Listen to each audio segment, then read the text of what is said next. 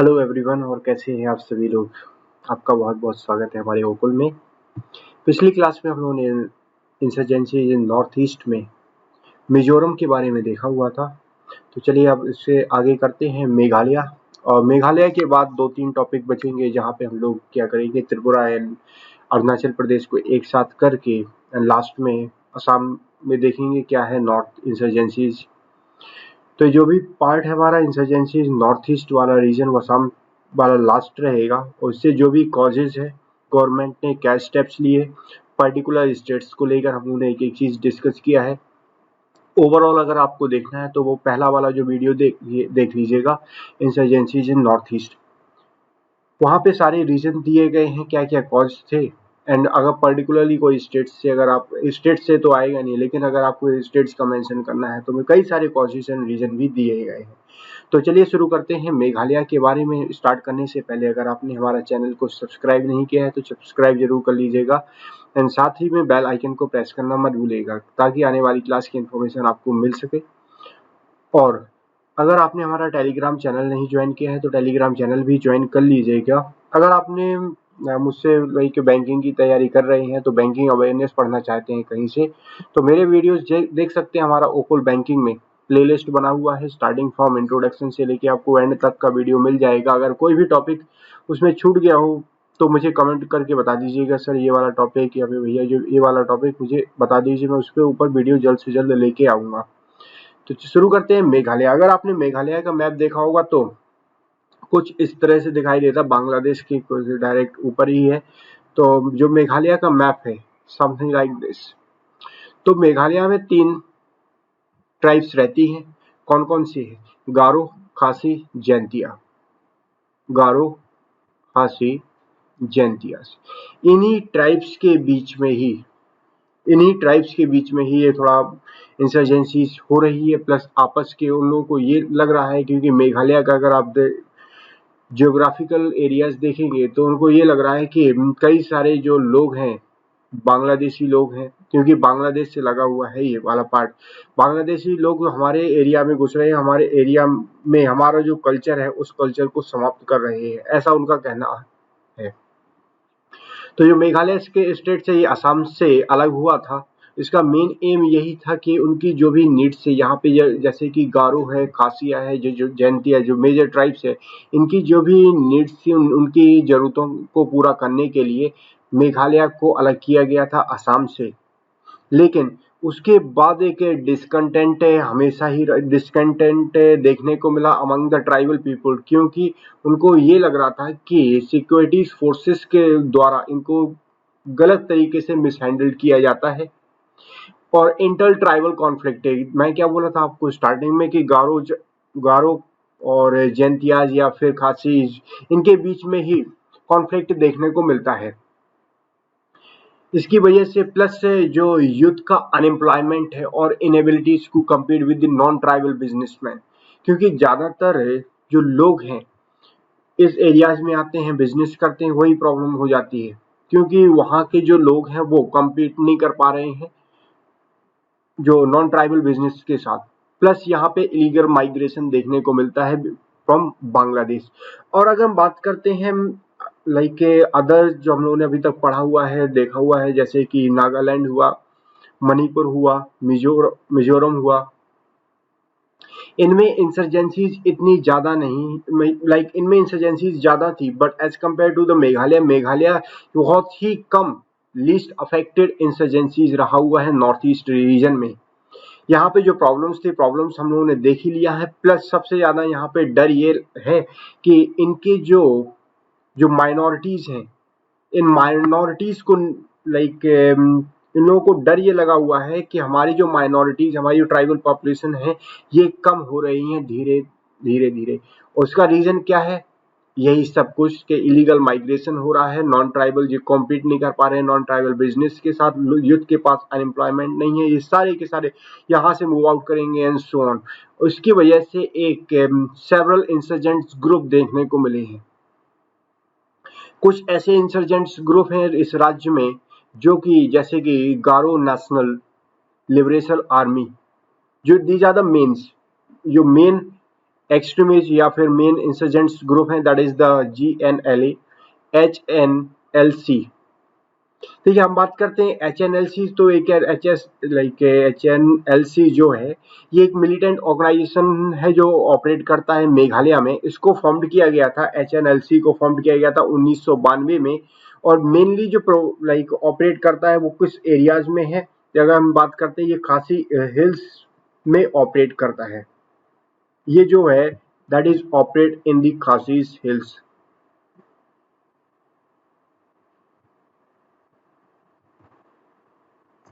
इनका क्लेम यही है कि ये बोलते हैं कि जो भी खासीस या जैंतियाज ट्राइबल पीपल है ये उनके रिप्रेजेंटेटिव हैं। उनका एम ये है कि इनकी मेघालय को फ्री किया जाए alleged domination of Garos as well as non tribal outsiders. जो भी नॉन ट्राइबल आउटसाइडर हैं या फिर गारोज जो हैं, इन लोगों को हमारे इस वाले एरियाज में नहीं आने जाए, इन लोगों को बाहर निकालिए। लेकिन सरकार ने, अगर हम बात करें भारत सरकार ने इस ऑर्गेनाइजेशन को 2000 में ही बैन कर दिया था। इस ऑर्गेनाइजेशन को 2000 में ही बैन कर दिया गया था। नेक्स्ट हम लोग देखते हैं गारो नेशनल लिबरेशन आर्मी के बारे में। इसका एम ये है, इन लोगों को एक गारो लैंड चाहिए सिर्फ गारोस पीपल के लिए। इनका मेन एम यही है कि गारो लैंड चाहिए गारोस पीपल के लिए। Their aim is, इनका एम क्या है, गारोलैंड।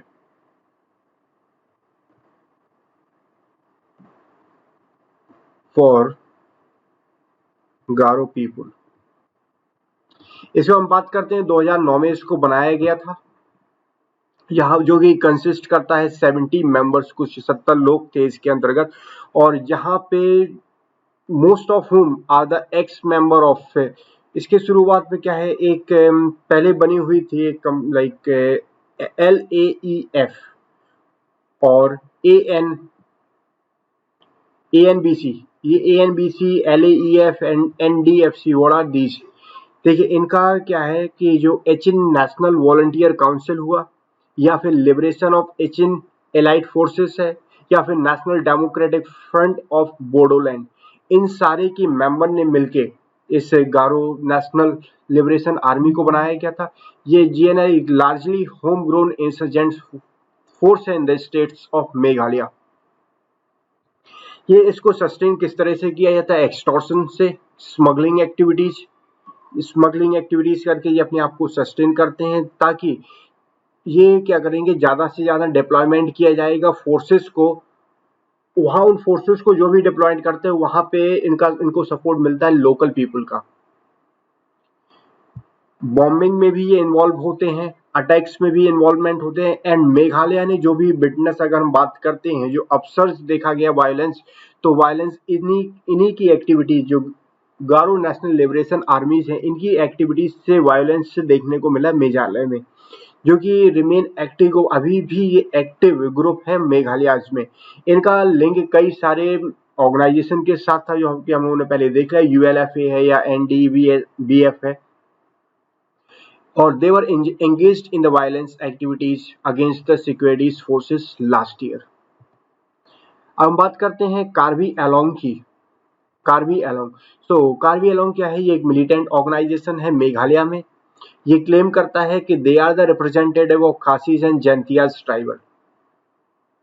ये खासीज और जैंतियाज ट्राइबल के ये रिप्रेजेंटेटिव हैं। इनका मेन यही है कि जो भी गारोज उस एरियाज में रह रहे हैं, हमें उन गारोज को वहां से, या फिर नॉन ट्राइबल जो आउटसाइडर हैं उनको वहां उस एरिया से हटा के हम लोगों को एक मेघालय को फ्री करना है, specially for the Khasis and जैंतियाज।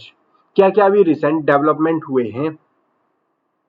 एक worrisome जो है, what the worrisome part of the low-key approach of the established political parties towards the insurgent as well as politician middleman contraction nexus। ये एक सबसे ज्यादा प्रॉब्लम बन जाता है हमेशा। अगर कोई ना कोई इन तीनों का, पॉलिटिशियन, मिडिलमैन एंड कॉन्ट्रैक्चुअल, जब भी ऐसा नेक्सस देखने को मिलेगा डिस्ट्रिक्ट लेवल में, ऐसी सिचुएशन आएंगी जो कि स्नाइन ऑफ करते हैं फंड अलोकेटेड।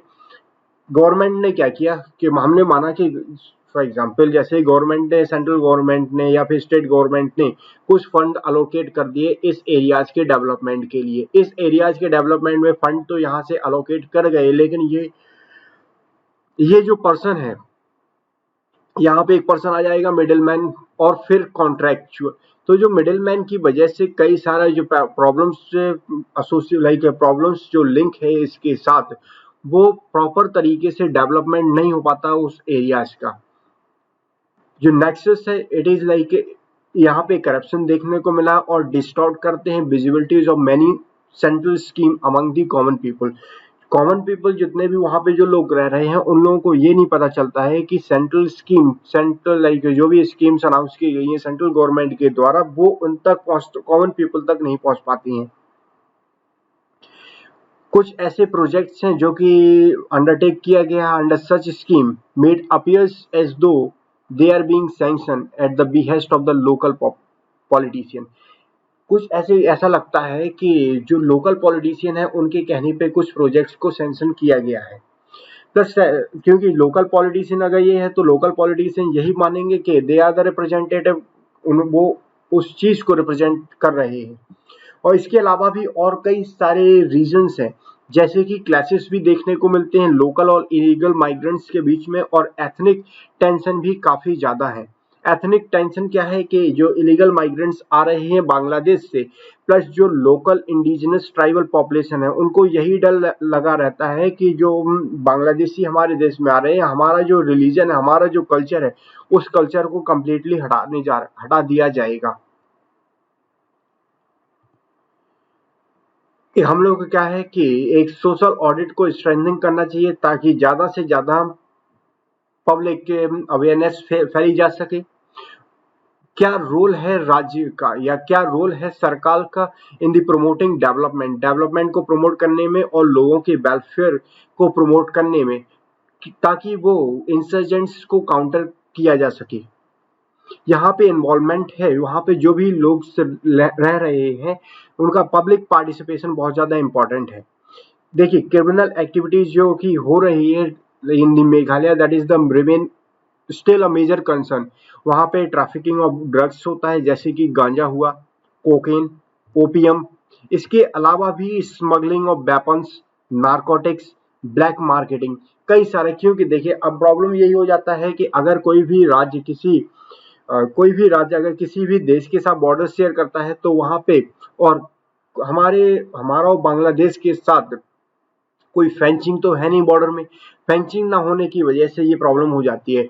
कुछ ऐसे इंसर्जेंट्स ग्रुप हैं जो कि ऑपरेट करते हैं बांग्लादेश में, कुछ ऐसे इंसर्जेंट्स ग्रुप हैं जो ऑपरेट करते हैं बांग्लादेश में, उसकी वजह से कई सारी टेंशन क्रिएट होती है।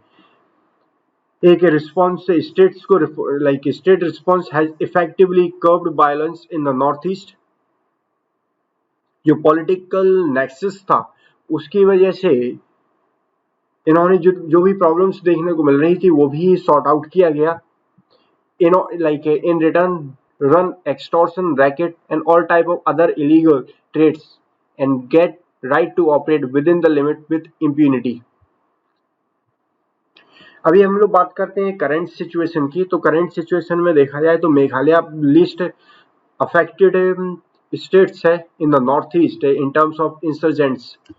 This result in dismissal law and order situation in these areas. वहां पे क्या है, कुछ प्रॉब्लम से हो गई थी, रूल ऑफ लॉ ऑप्शंस था, जिसकी वजह से ये जो ग्रुप्स थे they were still operating. There is a chance of political settlement. देखिए मेन प्रॉब्लम हम लोगों ने पिछली क्लास में भी यही देखा हुआ था कि जब तक पॉलिटिकल सेटलमेंट नहीं होगा, देखिए ये पॉलिटिकल सेटलमेंट किस तरीके से, अंडर द कॉन्स्टिट्यूशन के अंतर्गत जो लिखा गया उसी के अंतर्गत जो सेटलमेंट किया जा सके, एक दूसरे से बात किया जाए, तभी ये प्रॉब्लम सॉर्ट आउट होगी। गवर्नमेंट के जो मिलिट्रीज ऑप्शंस हैं उन्होंने कुछ ना कुछ एक मिनिमम रिजल्ट्स तो इसमें अचीव किया है, लेकिन अभी भी कुछ प्रॉब्लम्स देखने को मिल रही हैं, जैसे कि लैक ऑफ डेवलपमेंट जो है वो कंटिन्यू है, which is alienating peoples of region further from the main streams. अगर बात किया जाए अभी के टाइम में तो एनडीए की गवर्नमेंट जो है काफी ज्यादा स्ट्रेस डाल रही है नॉर्थ ईस्ट रीजन को डेवलप करने में, ताकि नॉर्थ ईस्ट का जो रीजन है इस चीज को अगर डेवलप कर दिया जाए तो इन लोगों को मेन स्ट्रीम में लेके आया जाए। उनको ये लगता है कि हम अभी भी अलग हैं, इंडिया से अलग है। मेन प्रॉब्लम यही आ जाती है। आप कहीं पे भी आंसर लिखेंगे तो ये पॉइंट लिख सकते हैं। प्लस ये जो रीजन है इन्होंने एक लिटिल अटेंशन भी आई हुई है, चाहे वो नेशनल मीडिया की तरफ से हो या फिर इंटरनेशनल मीडिया की तरफ से। उनकी वजह से कई मिनिस्ट्रीज ने लाइक इसके लिए एक सेपरेट मिनिस्ट्रीज बनाई गई, मिनिस्ट्री ऑफ डोनर भारत सरकार के द्वारा, जो कि उसका काम यही रहेगा कि इस एरियाज के डेवलपमेंट से रिलेटेड जो भी चीज हो वो देखता रहे। सजेशन हम लोग क्या दे सकते हैं, व्हाट कैन वी सजेस्ट। देखिए अगर हम बात करते हैं सजेशन में तो एनहेंस करना है कम्युनिकेशन को एनहेंस किया जाए और connectivity infrastructure improvement for better integration of the region within the mainland. उनमें हमें को यही है कि जो नॉर्थ ईस्ट है, नॉर्थ ईस्ट को जल्द से जल्द मेन स्ट्रीम में लेके आया जाए। लोगों का पार्टिसिपेशन मेन इंपॉर्टेंट यही बात हो जाता है कि अगर लोगों का पार्टिसिपेशन उस एरियाज में नहीं रहेगा, डेवलपमेंट जो भी स्कीम्स आती हैं स्कीम्स लोगों तक नहीं पहुंचेंगी। सरकार की क्या स्कीम्स है, सरकार क्या कदम ले रही है, वो अगर कॉमन मैन तक नहीं पहुंचेगा तब तक ये प्रॉब्लम चलती ही रहेगी। एक stringent law and fast criminal justice system की जरूरत है ताकि जितने भी केसेस आते हैं इंसर्जेंट अटैक से रिलेटेड उनको जल्द से जल्द सॉल्व किया जाए, उनको जल्द से जल्द डिस्पोजल किया जाए। और इसके अलावा भी एक ग्रेट कोऑर्डिनेशन देखना पड़ेगा सेंट्रल फोर्सेस और स्टेट फोर्सेस के द्वारा फॉर टैक्टिकल रिस्पांस। मेन यहाँ पे ये भी प्रॉब्लम आ जाती है। देखिए आप क्या करेंगे कि अगर सेंटर में अगर एनडीए की गवर्नमेंट है और अगर राज्य में किसी अदर पार्टीज की है जो एनडीए का सपोर्टर नहीं है, यूपीए या फिर कोई लोकल पार्टीज है, तब यहाँ पे कॉन्फ्लिक्ट देखने को मिलते हैं। इनके जो आइडियाज हैं ये आइडियाज मैच नहीं करते हैं, उसकी वजह से भी कॉन्फ्लिक्ट देखने को मिलता है। You can take the example of the West Bengal. मैं ये नहीं बोल रहा हूँ कि वेस्ट बंगाल में प्रॉब्लम है, लेकिन वही है कॉन्फ्लिक्ट नहीं मिलेंगे। राज्य सरकार कुछ और चाहते हैं, केंद्र सरकार कुछ और चाहते हैं। तो यहाँ पे दोनों सरकारों को मिलके भी काम करना चाहिए और दोनों फोर्सेस को मिलके भी काम करना चाहिए ताकि इस प्रॉब्लम को जल्द से जल्द और अच्छे तरीके से टैकल किया जा सके। एक ग्रेटर कल्चरल इंटरेक्शन की जरूरत है with the rest of the countries and socio economic development भी होना चाहिए इस नॉर्थ ईस्ट का इंक्लूसिव है, holistic inclusive development. Decentralisation with the alertness को आप डिसेंट्रलाइज करिए। सरकार को इम्प्रूव करना है अपना administrative efficiencies, pro people governance होना चाहिए और कोप अप करना चाहिए रीजनल एस्पिरेशंस। जो वहाँ के लोग हैं उनके क्या इच्छाएं हैं, उनके क्या एक्सपीरेशन है।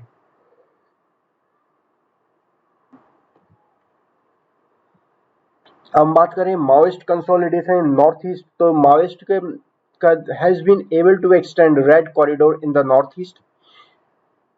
द अरेस्ट, देखिए माओइस्ट का भी इन्वॉल्वमेंट है, हम लोग पिछली क्लास में भी देखा हुआ था, यहाँ पे भी देखेंगे और त्रिपुरा का भी जो सिचुएशन उसमें भी देखेंगे।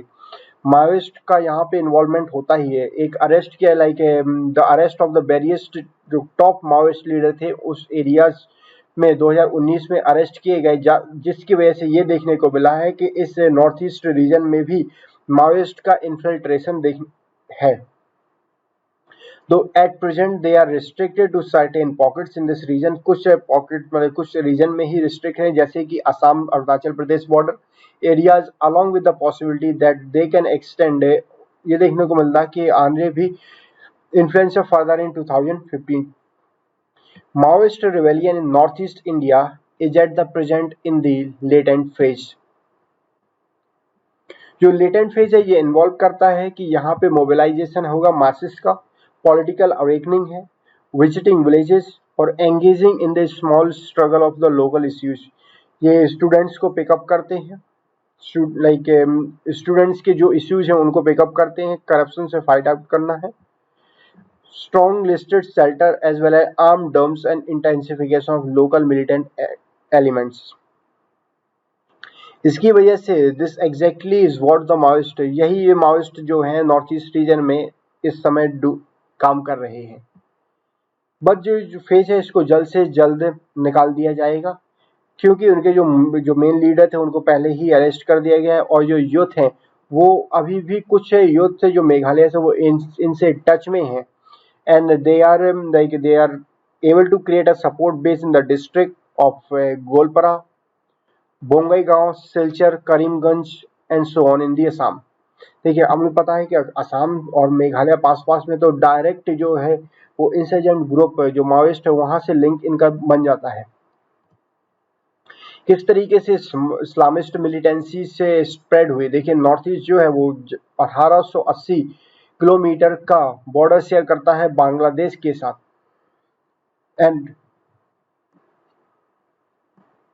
जो बांग्लादेश है that is the hotbed of Islamist militancies through एक radical Islam which is not yet streamed into the Muslim population in the region have arrest of 12 person in the Assam during, क्या हुआ कि 12 लोगों को अरेस्ट कर दिया गया था लाइक अराउंड नवंबर से दिसंबर 2014 के बीच में, जिनका लिंक था Islamist terror outfit जमाउद्दौला like Jamaat ud Mujahideen Bangladesh के साथ, JMB, जो कि सोच करता है कि radicalisation of the section of Muslim population has begin this region. इस रीजन में जो भी मुस्लिम पॉपुलेशन का जो रीजन है वहां पे भी ये सारी चीजें देखने को मिल रही हैं।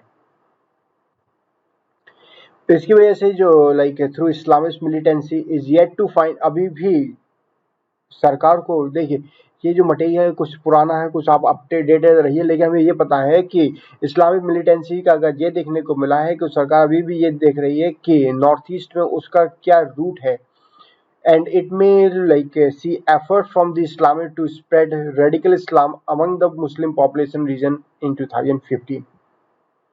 देखिए लो लेवल डेवलपमेंट होने की वजह से और प्रॉपर एजुकेशन ना मिल पाने की वजह से, या फिर हेल्थ केयर प्रॉपर अच्छे से ना मिल पाने की वजह से ये सारा प्रॉब्लम देखने को मिल रहा है among the Muslim dominated 4 riverine areas of Assam. जो फंडामेंटलिस्ट हैं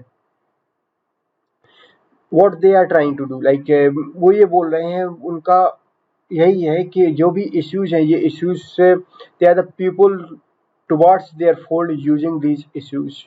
वो क्या है, लोगों को अपनी तरफ से, अपनी जो भी वहाँ लोग रह रहे हैं उनको अपनी तरफ मोड़ना, अपने हिसाब से उनको तैयार करना है, ताकि उनको ये बताना है कि देखिए आप लोग इस ऐसे रह रहे हैं इस देश में, और इसी की वजह से एक इस्लामिक मिलिटेंसीज देखने को मिल रही है। कंक्लूजन में हम लोग क्या बोल सकते हैं कि एक सीजफायर एग्रीमेंट की जरूरत है, जो कि रिड्यूस किया जाएगा militancy related fatalities in the respective states. एक रोड मैप की जरूरत है टुवर्ड अ सिचुएशन ऑफ एक परमानेंट, ताकि एक परमानेंट एग्रीमेंट आए। गवर्नमेंट की is desire from the government of India, government of India को एक ऐसा परमानेंट एग्रीमेंट बनाने की जरूरत है, ताकि वो मिलिटेंसी से रिलेटेड जितने भी फैटिलिटीज आ रहे हैं उस चीज को सॉर्ट आउट किया जा सके। सेकेंडली क्या है कि हम लोग ये बोल पाएंगे कि वी नीड अ डेवलपमेंट, एक जो भी डेवलपमेंट होगा वो कंडीसिव इन्वायरमेंट टाइप का डेवलपमेंट चाहिए, ताकि इन्वेस्टमेंट ज़्यादा से ज़्यादा आए उस रीजन में, और वहाँ के जो लोग हैं उन लोगों की जो प्रॉब्लम्स है जैसे कि education, lack of education, lack of medical health, like health care infrastructure जो प्रॉब्लम दे रहा है, तो हम लोग क्या है कि यही सॉल्व करना है कि socio economic backwardness of the region जो भी हो उस चीज को सॉल्व किया जा सके। So that's all for today. In the next class, we will be learning a new states, that is the Tripura and Arunachal Pradesh, which is going to be equally important for your exam preparation. So if you haven't subscribed to our channel yet, please do it now. Also press the bell icon so that you get the notification of all our upcoming videos. If you have any queries related to our content, that you can either write in the comment section below. I will personally reply to all your doubt and queries within 24 hours. You can also share your feedback with us so that we can improve upon it if required. You can also connect with us through our Okul website, Facebook page, Twitter page, Telegram channel or email. All these links are provided in the description below. Also, don't forget to share these videos with your friends and colleagues so that others can also benefit from our effort. So thanks to all for this session. See you in the next session. Till then, enjoy learning with Okul. Have a nice day.